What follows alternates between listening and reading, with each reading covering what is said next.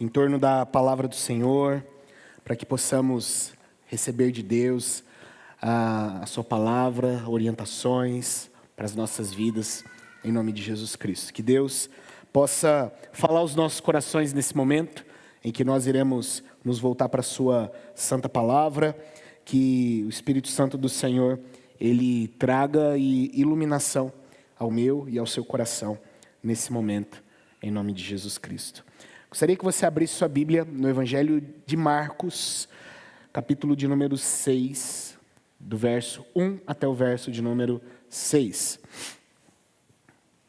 Evangelho de Marcos, capítulo de número 6, do verso 1 até o verso 6. Nós hoje damos sequência à nossa exposição dentro desse Evangelho.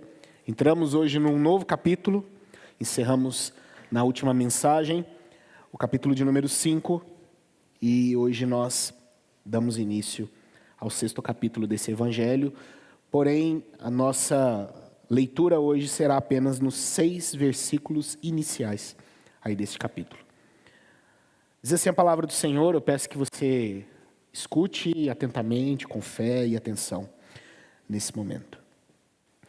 Tendo saído dali, Jesus foi para a sua terra e os seus discípulos o acompanharam. Chegando o sábado, começou a ensinar na sinagoga, e muitos, ouvindo-o, se maravilhavam, dizendo: de onde lhe vem tudo isso? Que sabedoria é esta que lhe foi dada? E como se fazem tais maravilhas por suas mãos? Não é este o carpinteiro, o filho de Maria, irmão de Tiago, José, Judas e Simão? As suas irmãs não vivem aqui entre nós? E escandalizavam-se por causa dele. Jesus, porém, lhes disse: nenhum profeta é desprezado a não ser na sua terra, entre os seus parentes e na sua casa. Não pôde fazer ali nenhum milagre, a não ser curar uns poucos doentes, impondo-lhe as mãos. E admirava-se da incredulidade deles. Jesus percorria as aldeias vizinhas, ensinando. Somente até aí a leitura, feche seus olhos. Obrigado, Deus, pela tua palavra. E nós pedimos ao Senhor que o Senhor fale conosco nesse momento. Pedimos ao Senhor, ó Pai, que a palavra do Senhor ela venha de encontro aos nossos corações, ilumine as nossas vidas. Ó Deus, ó Pai, e de fato nos transforme para a tua honra, glória e louvor. É o que oramos em nome de Jesus. Amém. Amém. Nós saímos de um contexto de maravilhosas demonstrações de fé. É desse texto que nós estamos saindo. É desse contexto, na verdade, que nós estamos saindo. O endemoniado curado, no capítulo anterior. A mulher enferma, curada. O pai aflito teve sua filha ressuscitada. Demonstrações de fé, em todos esses casos. O endemoniado, a mulher, o pai, depositaram sua fé em Cristo Jesus. E foi dessa forma é dessa forma que nós terminamos a última parte dessa exposição. Com esses sinais, com a ressurreição de uma menina que estava enferma, essa enfermidade tirou sua vida, e ela foi ressuscitada por Jesus, a filha de Jairo. Nós começamos a presenciar agora, nesse momento, queridos, o fim do ministério do Senhor Jesus Cristo na Galileia. Jesus está encerrando ali o seu tempo naquela região. Um período breve, não foram muitos meses passados ali, mas um período impressionante. Muitas coisas já aconteceram. Lembre, nós estamos no início, basicamente, ainda desse Evangelho. E quantas coisas nós já vimos o Senhor Jesus fazendo nele. Quantos sinais, quantos milagres, quantas curas, quantas conversões, quantas demonstrações de fé maravilhosas e impressionantes nós vimos até aqui. Um ministério curto, porém um ministério impressionante. Aliás, o ministério todo do Senhor Jesus é curto. 3 anos apenas. Muito pouco tempo. Agora Jesus resolve voltar para a sua terra. E sim, Jesus não nasceu em Nazaré. Jesus nasceu em Belém. Porém, Jesus foi criado em Nazaré. Possivelmente seus pais se mudaram para lá com Jesus ainda muito pequenininho. Então Jesus cresce em Nazaré. Por isso Nazaré se torna a sua terra. Ele é conhecido como não Jesus de Belém, mas Jesus de Nazaré. Porque foi ali que ele cresceu. Foi ali que ele conviveu com pessoas. Foi ali onde ele passou basicamente 30 anos da sua vida.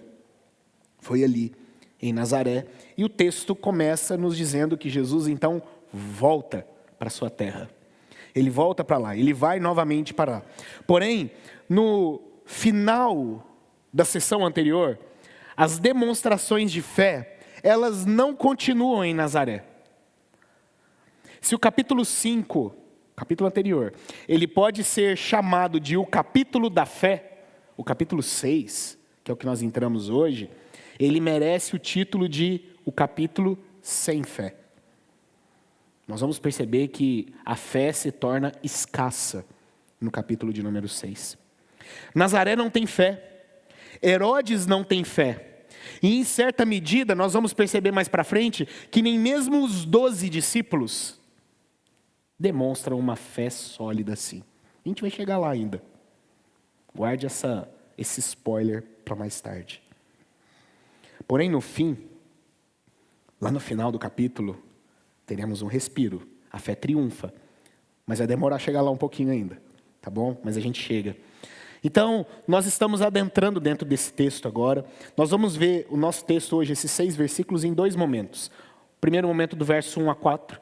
E depois, versos 5 e 6. E eu peço que você atente-se à leitura mais uma vez, os 4 primeiros versos. Os 4 primeiros versos diz o seguinte: tendo saído dali, Jesus foi para a sua terra, e os seus discípulos o acompanharam. Chegando o sábado, começou a ensinar na sinagoga, e muitos, ouvindo-o, se maravilhavam, dizendo: de onde lhe vem tudo isso? Que sabedoria é essa que foi dada a ele? E como se fazem tais maravilhas por suas mãos? Não é este o carpinteiro, filho de Maria, irmão de Tiago, José, Judas, Simão? As suas irmãs não vivem aqui entre nós? Escandalizavam-se por causa dele. Jesus, porém, lhes disse: nenhum profeta é desprezado, a não ser na sua terra, entre os seus parentes e na sua casa. Primeiro ponto aqui da nossa exposição é o profeta sem honra. É a primeira coisa que nós vamos perceber. Há ali um profeta completamente sem honra. Até então, queridos, as multidões ficam maravilhadas com Jesus. Até então, as multidões, elas ficavam admiradas da autoridade de Jesus. Isso estava lá no capítulo 1, verso 22. No capítulo 5, verso 20. As pessoas estão se admirando com Jesus, mas em Nazaré, é Jesus quem fica admirado, maravilhado. Não de forma positiva. Ele se admira da incredulidade daquele povo. Nazaré não é uma cidade nada impressionante. Nada impressionante. Ela não é mencionada no Antigo Testamento. Em nenhum lugar, se você ler o Antigo Testamento, você vai ver Nazaré sendo mencionada. Existe um historiador do mundo judeu chamado Flávio Josefo. Ele é considerado o maior historiador da história judaica já conhecido. Flávio Josefo nunca mencionou Nazaré em nenhum de seus livros. Em nenhum. Não é uma cidade importante. Não é. Não é uma cidade com renome. Não é uma cidade de pessoas importantes. Jesus está ali, voltando para a sua cidade, naquele local, e as pessoas não ficam maravilhadas com Jesus. As pessoas não se impressionam com Jesus. Nos versos 2 e 3, nós lemos mais uma vez o Senhor Jesus ensinando em uma sinagoga. Um local que era comum Jesus estar lá, ensinando, pregando. Ele é até conhecido como mestre por excelência. Então está Jesus aqui, mais uma vez, em uma sinagoga, pregando, ensinando. O seu prestígio, ele causou um dilema em vários locais por onde ele passou. Em muitas sinagogas onde Jesus esteve anteriormente, as pessoas ficavam admiradas. Ficavam ali boquiabertas com a sabedoria, com a autoridade com quem Cristo ensinava. Eles reconheciam isso, até mesmo pelo fato de Jesus não ter sido aprendiz de nenhum rabino famoso. Nenhum. Não houve um mestre de Jesus. Jesus não teve um professor. Por isso as pessoas se admiravam. De onde vem essa sabedoria dele? De onde vem essa autoridade com quem ele ensina? Era assim até Nazaré. Assim acontecia até esse momento. Nós lemos lá no capítulo 1 sobre o espanto da sinagoga de Cafarnaum. Nazaré também até se espanta, mas de forma negativa. Nós já notamos anteriormente, no capítulo 3, uma obstrução ao ministério de Jesus. Lembra? Jesus estava numa casa, ensinando, e o texto vai dizer que alguns parentes de Jesus chegam lá achando que Jesus estava meio fora das ideias, fora da casa, querendo levar ele de volta para sua casa. Quem sabe até parentes de Nazaré, provável que seja. E aqui, o nosso texto, ele apresenta uma outra obstrução ao ministério de Jesus. Em vez de celebrar o sucesso de Cristo, os habitantes da cidade são céticos. Eles tentam desacreditar o ministério de Jesus. Eles não se referem a Jesus pelo nome, mas eles se referem a Jesus com distância, com suspeita. Quem é este homem? Quem é este homem? Não é este o carpinteiro? Não é este o filho de Maria? E aqui já há algo interessante. Pois o mais comum na cultura judaica era associar o nome do filho ao pai e não ao nome da mãe. Era o mais comum. O mais comum dentro dessa cultura. O mais comum seria, não é esse o carpinteiro? Não é esse o filho de José? Mas não é esse o carpinteiro e não é esse o filho de Maria. Isso era o mais comum. Aliás, num outro momento, lá no Evangelho de João, capítulo 6, verso 42, outra vez o próprio Jesus foi ali associado a José, porém aqui em Nazaré não é isso que acontece. Jesus, não é esse o filho de Maria? Boa parte dos comentaristas aqui, eles dizem que isso pode ter acontecido por pelo menos 3 motivos. O primeiro motivo, e o mais comum, pode ser que José aqui na ocasião já estava morto. Por isso, Jesus foi associado aqui como filho de Maria e não filho de José. Pode ser, mas ao mesmo tempo é estranho, ao mesmo tempo é esquisito. Porque o fato do pai estar morto não faz ou não deveria fazer com que Jesus fosse não associado mais ao seu pai. Não é isso que acontece. A segunda questão aqui que alguns vão dizer é que possivelmente Maria era mais conhecida ou tinha mais parentes naquela região do que José. Então as pessoas conheciam mais ela. Era uma pessoa mais, vamos dizer assim, popular ali no meio daquela cidade. Então eles dizem, não é esse o filho de Maria? Alguns outros, e aí o terceiro grupo e outras pessoas vão entender algo que aos meus olhos se torna ainda mais perigoso por parte de Nazaré. Porque alguns vão entender que possivelmente Nazaré está questionando se de fato ele era mesmo filho de José. Por isso eles associavam Jesus a Maria, não a José. Talvez até dando uma sugestão de que Jesus talvez fosse um filho bastardo. E entenda que essa foi uma crença que permeou a igreja no 2º século, de que Jesus não era filho de José, era filho de Maria com outro homem. Será que Nazaré foi quem começou esse tipo de pensamento? Bom, nós não sabemos. Mas é uma cidade complicada, é um povo difícil. Juntamente então com Maria, são mencionados ali também os seus irmãos e as suas irmãs. Interessante que as irmãs não são mencionadas, e aqui já é algo ok, porque dentro da cultura judaica, não mencionar o nome da mulher é um respeito quando esta mulher já havia se casado. Então, por respeito a ela, não se mencionava o nome. Então, possivelmente, as irmãs de Jesus não são aqui mencionadas, porque é bem provável que elas já eram casadas.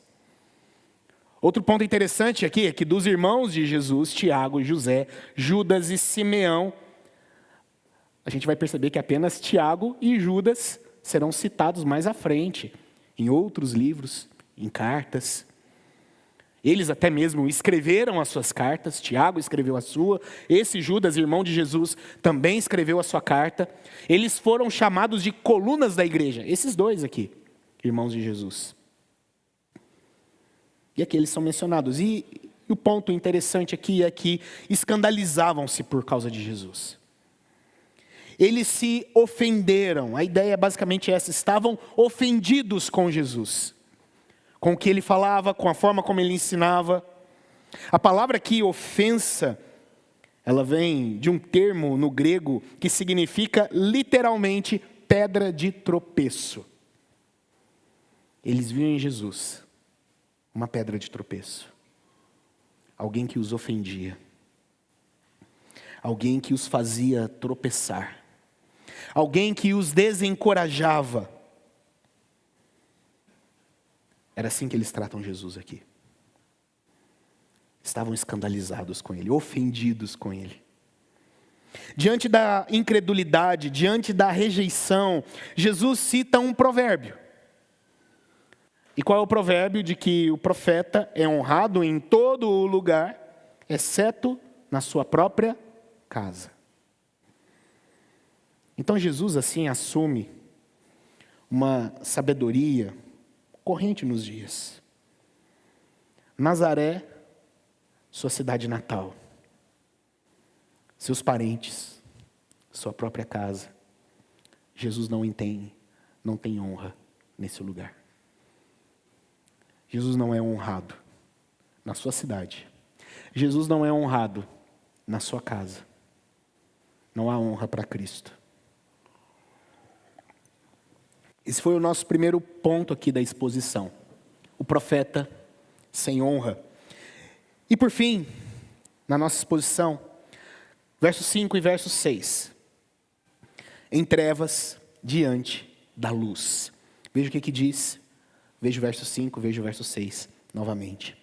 Não pôde fazer ali nenhum milagre, a não ser curar uns poucos doentes, impondo-lhe as mãos, e admirava-se da incredulidade deles. Jesus percorria as aldeias vizinhas, ensinando.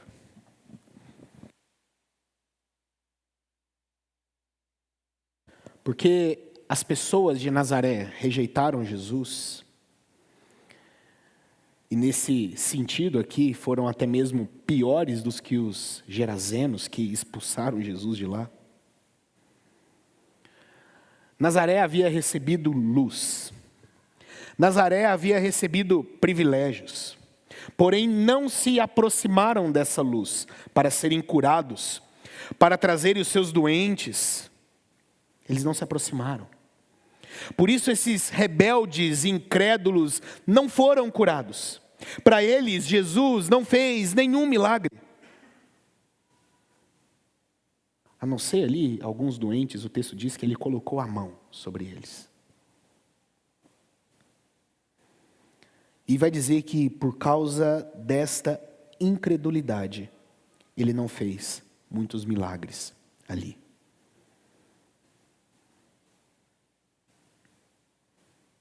A ideia aqui é que não é que Jesus não pôde fazer milagre. A ideia aqui não é que por causa daquelas pessoas não havia força em Jesus para fazer milagres. E talvez, seria viável milagres nesse momento.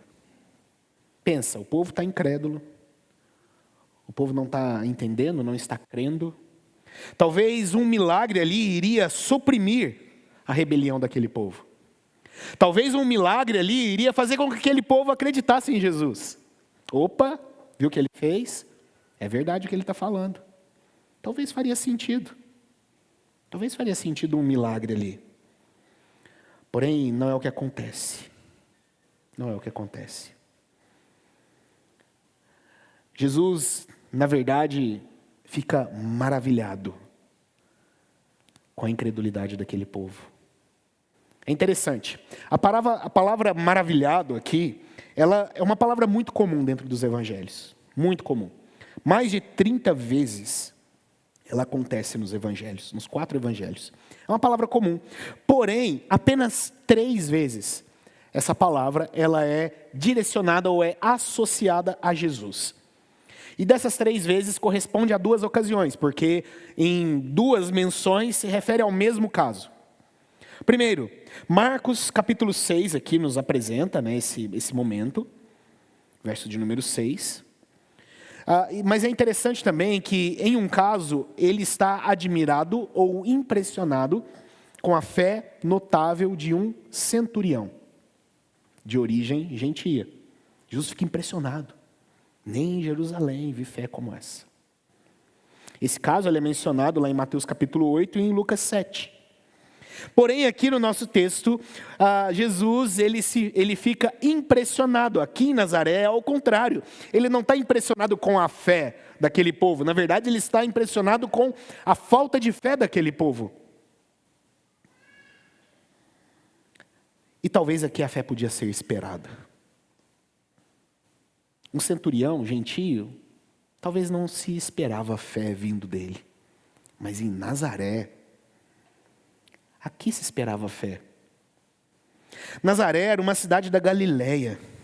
A mesma Galileia que tinha se tornado tão altamente privilegiada por causa do ministério de Jesus.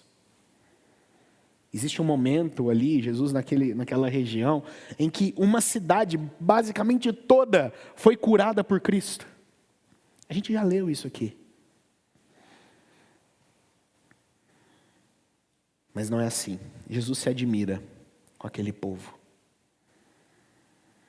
Uma ação que não condiz de acordo com a luz que aquela cidade recebeu. Porém, uma cidade que, mesmo diante daquela luz grandiosa que é o próprio Cristo, o Filho de Deus encarnado, se manteve cega, se manteve incrédula, se manteve em trevas. Queridos, o retorno de Jesus a Nazaré não é aquilo que nós esperávamos que fosse. Imagina-se que ao retornar para sua terra, para sua cidade, Jesus encontrasse ali um povo ansioso para vê-lo. Talvez querendo tocar nele, como aquela mulher queria tocar nele. Talvez pais e mães aflitos fossem até Jesus, querendo algo, conversar, uma transformação, uma palavra. Porém, não é nada disso que nós encontramos no retorno de Jesus a Nazaré. O que se encontra ali é o contrário: desdém, indiferença, falta de fé. Meus queridos, esse texto revela 2 problemas que o mundo tem e que é provável que alguns de nós também tenham. 2 problemas em relação ao Filho de Deus, que o mundo tem, e que pode ser que alguns de nós também tenham. E o primeiro desses problemas é a familiaridade. Nós aprendemos aqui que a familiaridade pode gerar desprezo. Existe familiaridade que gera desprezo. Isto é, o próprio fato de as pessoas de Nazaré serem tão familiarizadas com a família de Jesus, tendo-os conhecido por um longo tempo, causou a eles certa desconsideração pelo próprio Cristo. Que esse carpinteiro pensa que ele é? Não é ele aquele, a gente via fazendo cadeira aqui, fazendo um monte de coisa. É o filho de Maria. Quantas vezes passou aqui na frente da minha casa? Quem ele pensa que é falando essas coisas aí? Queridos, você já parou para notar que facilmente desprezamos aquilo que já é nosso, que nos é familiar demais? Você já parou para pensar nisso?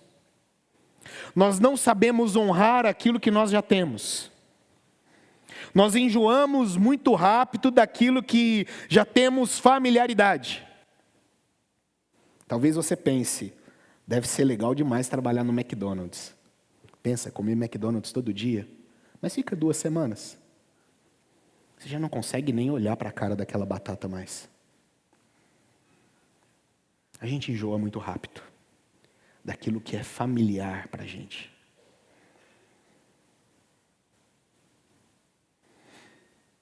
Agora esse sentimento, ele é o mesmo com as coisas de Deus. É o mesmo. Você se tornou tão familiarizado com as coisas de Deus, com a palavra de Deus, com o Evangelho, que você não se impressiona mais. Você não admira mais. Queridos, esse perigo é real. É real. Esse é um perigo que eu, como pastor, corro. Todos os dias, abrir a palavra do Senhor, trabalhar um texto, preparar um sermão, preparar um estudo bíblico, preparar uma devocional. Eu corro o risco de um dia olhar para a palavra do Senhor e ver ela apenas como um objeto de trabalho. É tão familiar para mim ter ela diante de mim aberta, se tornou apenas algo comum. É um risco que você, como crente, também corre perigo. Você se familiarizou tanto que você se tornou anestesiado com Deus. Você lê a palavra do Senhor e não sente mais nada. Você não se choca mais com Jesus. Você não se incomoda com aquilo que deveria te incomodar mais. Não, você não se incomoda. Assim é Nazaré. Quem é esse aí que está falando essas palavras bonitas? Ah, é o carpinteiro. É o filho de Maria. A gente vê esse menino correndo aqui na porta. Perceba, queridos, o que há de mais importante estava ali. O Filho de Deus encarnado. E qual é a reação dessa cidade? É aquele carpinteiro. Ah, é aquele menino. Para nós, por vezes, é assim com a Bíblia. A revelação de Deus, a palavra inspirada de Deus, a palavra que foi inspirada pelo próprio Espírito do Senhor, o objeto mais precioso que cada um de nós pode ter. E qual é a nossa reação? Ah, é essa história aí. Ah, já sei, Sansão. Essa é fácil. Cabelão, charadas, forte. Já ouvi 1 milhão de vezes essa história. Você enjoou, você se cansou, você não usa mais, ela não te impacta mais, você não fala dela mais. Você está tão familiarizado que está anestesiado. E é assim também com a igreja. É assim também com os nossos irmãos. Nós deixamos de nos impressionar e honrar aqueles que o Senhor nos deu e colocou do nosso lado. Nós deixamos. Os músicos, preletores, professores, líderes da comunidade. Os do lado ali são bem melhor, tá? Os nossos músicos até são bons, mas existe outro. A familiaridade, ela nos impede de ver a qualidade daqueles que o Senhor colocou ao nosso lado. Você está tão familiar que você já nem percebe mais nada. Portanto, queridos, eu gostaria de chamar sua atenção hoje para ler a sua Bíblia com cuidado. Leia ela com cuidado. Se familiarize com a Bíblia, sim, é importante. Mas não permita que essa familiaridade te esfrie, tire de você o se maravilhar com Deus, o se impressionar com a palavra do Senhor. Olhe para a palavra não com o olhar de nazareno, mas sim o olhar de gente que sempre tem algo novo para aprender, que sempre irá se sentir impactado, impressionado. Sempre há algo novo de Cristo para nos maravilhar. Sempre há algo novo. Então leia dessa forma a sua Bíblia. Leia dessa forma. Não com o olhar de nazareno, mas com o olhar de gente que tem o que aprender com Deus. Olhe assim também para a sua igreja. Se maravilhe com os instrumentos humanos que Deus nos deu. E quantos foram? E quantos são? Que possamos honrar, sim. Que possamos perceber, sim, aqueles que o Senhor nos deu também. Essa é a primeira coisa. Familiaridade pode gerar desprezo. Tome cuidado. Tome cuidado. Segunda coisa que nós percebemos, e finalizo com ela, é a cegueira, é o segundo problema.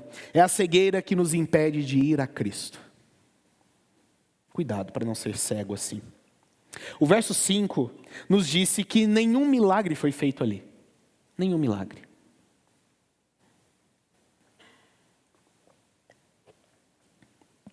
E não foi só isso. O verso 5 também nos diz que Jesus ficou admirado com a incredulidade daquele povo. Jairo olhou e creu.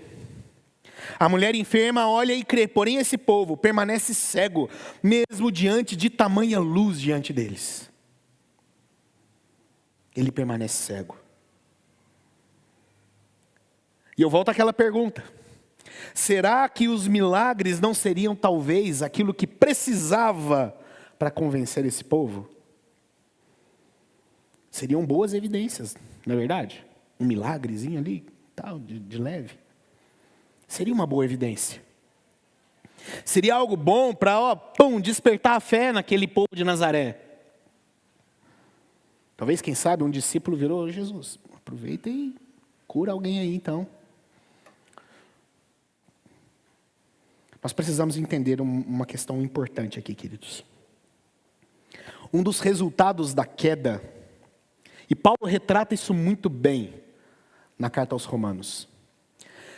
O resultado é, o nosso coração pecaminoso, ele insiste em suprimir todas as evidências que nos deveriam apontar para Deus. Paulo diz isso muito bem. O homem natural, ele olha para as coisas de Deus, e o que Paulo vai dizer? Ele adora o quê? A criatura, não o Criador. Assim é o coração pecaminoso. As evidências estão ali, mas ele não enxerga. Ele não vê.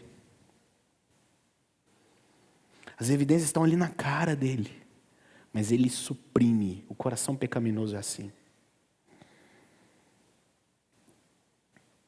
É como fechar o olho e não perceber a verdade escancarada. Você fecha o olho para não perceber mesmo aquela verdade. É a mesma coisa que você está na chuva e você tenta afirmar: não, chuveiro não. É a mesma coisa. E sabe um outro problema? Nós achamos que tudo é evidência. Tudo é evidência. Quando você já conversou com alguém sobre Jesus. Você já conversou com alguém sobre Deus? E o que a gente tenta fazer nessas nossas conversas? Provar com evidências. Deus existe, olha só, se a terra fosse X para frente ou X para trás, não tinha vida. Evidências, evidências e evidências. A gente acha que tudo se resume à evidência. Tudo se resume. Mas o coração caído, ele não vê essas evidências como o coração redimido enxerga essas evidências. Ele não vê. Milhares de pessoas viram Jesus em Nazaré. Viram Jesus ensinando, viram Jesus curando, milhares viram Jesus pelas ruas fazendo sinais, muitos viram Jesus sendo crucificado, outros tantos viram Jesus ressuscitado dentre os mortos. Porém, nem todos depositaram sua fé em Cristo. Nem todos. As evidências estavam lá, diante deles. Lucas 16, verso 19 a 31, e eu vou encerrar a partir da leitura desse texto. Lucas 16, a partir do verso 19. Eu gostaria que você acompanhasse essa leitura, para você entender aonde nós estamos chegando. Veja o que diz. Ora, havia certo homem rico, que se vestia de púrpura, de linho finíssimo, e que se alegrava todos os dias com grande ostentação. Havia também certo mendigo, chamado Lázaro, coberto de feridas, que ficava deitado à porta da casa do rico. Ele desejava alimentar-se das migalhas que caíam da mesa do rico. E até os cães vinham lamber-lhe as feridas. E aconteceu que o mendigo morreu e foi levado pelos anjos para junto de Abraão. Morreu também o rico e foi sepultado. No inferno, estando em tormentos, o rico levantou os olhos e viu ao longe Abraão e Lázaro junto dele. Então, gritando, disse: Pai Abraão, tenha misericórdia de mim e mande que Lázaro molhe a ponta do dedo em água e me esfregue na língua, porque eu estou atormentado deste fogo. Mas Abraão disse: Filho, lembre-se de que você recebeu os seus bens durante a vida, enquanto Lázaro só teve males.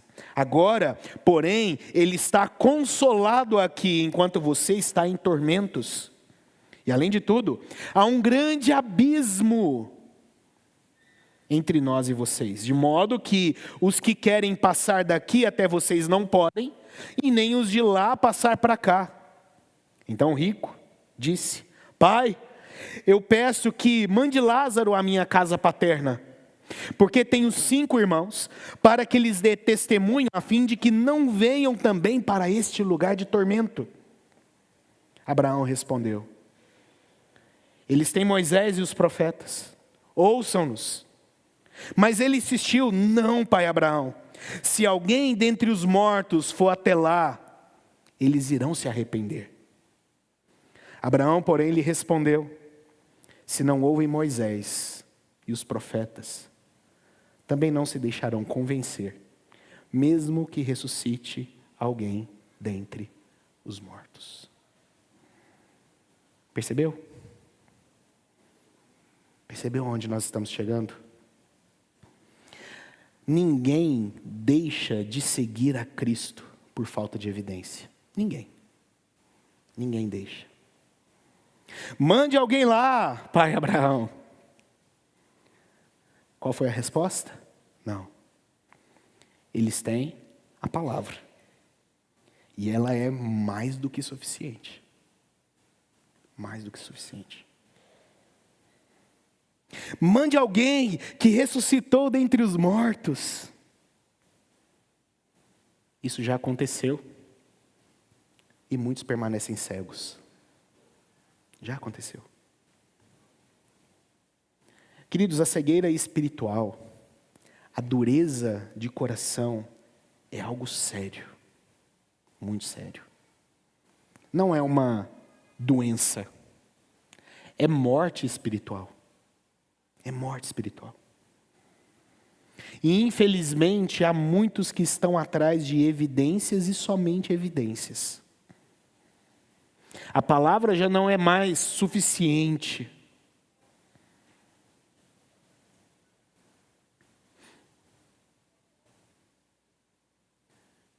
E às vezes nem evidências acontecem, assim como em Nazaré. Há um comentarista que diz algo interessante. Aonde o reino de Deus é rejeitado, é impróprio para o rei compartilhar as alegrias deste reino. Aonde o reino é rejeitado, é impróprio que o rei desse reino compartilhe as alegrias dele. Jesus disse para Nazaré naquele dia: vocês não creem e vocês não verão nada. Vocês não vão ver nada. O texto continua dizendo que Jesus partiu de Nazaré. E a gente vai continuar lendo Marcos. A gente vai até o final do livro. E nós vamos perceber que em momento nenhum é mencionado que Jesus voltou até lá. Jesus seguiu viagem. Foi pregando em cidades vizinhas. Ele continuou. Incredulidade, queridos, traz juízo. Incredulidade traz juízo. E lembre-se do que o próprio Jesus disse. Que para locais que não creram, menor rigor seria para Sodoma e Gomorra do que para eles. Não é isso que Jesus disse? Se lá em Sodoma e Gomorra acontecesse os sinais que vocês viram, Sodoma e Gomorra teria se convertido. Mas no dia do juízo haverá menos rigor para eles do que para vocês. É o que Jesus disse. Sodoma e Gomorra, dois símbolos de perdição. Sodoma e Gomorra, dois símbolos do juízo de Deus. Está tudo escuro. É a mesma coisa, queridos. Está tudo escuro, um estranho aparece. Você não sabe quem é e você não permite, óbvio, que esse estranho entre dentro da sua casa. Está tudo escuro, um estranho bateu na sua porta, está chegando perto e você não sabe quem é, você vai entrar para casa, trancar e... esse estranho que passe para lá. Esse é Sodoma e Gomorra. Com Nazaré é diferente, está tudo claro. A luz está brilhando, o sol está brilhando, eles estão vendo claramente quem é. Porém, ainda assim mantém aquele homem de fora. É basicamente isso que está acontecendo. Nazaré recebeu luz, Nazaré recebeu muita luz. Eu e você, queridos, nós recebemos muita luz. Porém, ainda deliberadamente muitos de nós permanecem na rejeição da oferta do Senhor Jesus. Muitos de nós. Todos os dias. Por fim, o Senhor Jesus, ele veio a este mundo com notícias chocantes, impactantes. O Senhor Jesus veio a esse mundo com notícias de salvação. Querido irmão e irmã, que eu e você, e falo isso com amor, ao meu coração, ao seu coração, que eu e você não venhamos permanecer indiferentes diante do nosso Cristo e diante de sua palavra. Entenda algo, não há neutralidade com Cristo Jesus. Não há neutralidade. Não há meio termo com Cristo Jesus. Não há o ficar em cima do muro com Cristo Jesus. Lembre-se disso, em nome de Jesus Cristo. Amém? Feche seus olhos. Vamos orar nesse momento. Pai santo e querido, Tire de nós, ó Pai, em nome de Jesus, o olhar de Nazareno. Que às vezes, Deus, ó Pai, nós estamos tão familiarizados, Deus, ó Pai, com a Tua palavra, familiarizados com a igreja, com os nossos irmãos. Ó Deus, que já não há mais o impressionar com o que nós aprendemos do Senhor. Que já não há mais o se espantar, Deus, com a Tua palavra. Que já não há mais, Deus o Pai, o se emocionar com o Senhor. Nós já ficamos, Deus, anestesiados. Tem misericórdia das nossas vidas, Deus, em nome de Jesus. E Deus, que não venhamos permanecer cegos, mesmo diante da luz do mundo. Que possamos ver mesmo, Deus. Que possamos compreender mesmo, Pai, em nome de Jesus Cristo. Nos ajuda, Deus. Que o nosso coração não fique atrás de evidência, Pai. Que o nosso coração, ó Deus, ó Pai, não venha carecer dessas evidências para que a nossa fé cresça. A fé vem pelo ouvir e o ouvir da Sua palavra, tão somente isso. Nos ajuda. Nós precisamos do Senhor. Nós precisamos do Teu cuidado. Nós precisamos, ó Deus, ó Pai, do guiar do Senhor, em nome de Jesus Cristo. Em nome de Jesus oramos. Amém e amém. Fique de pé, nós vamos receber.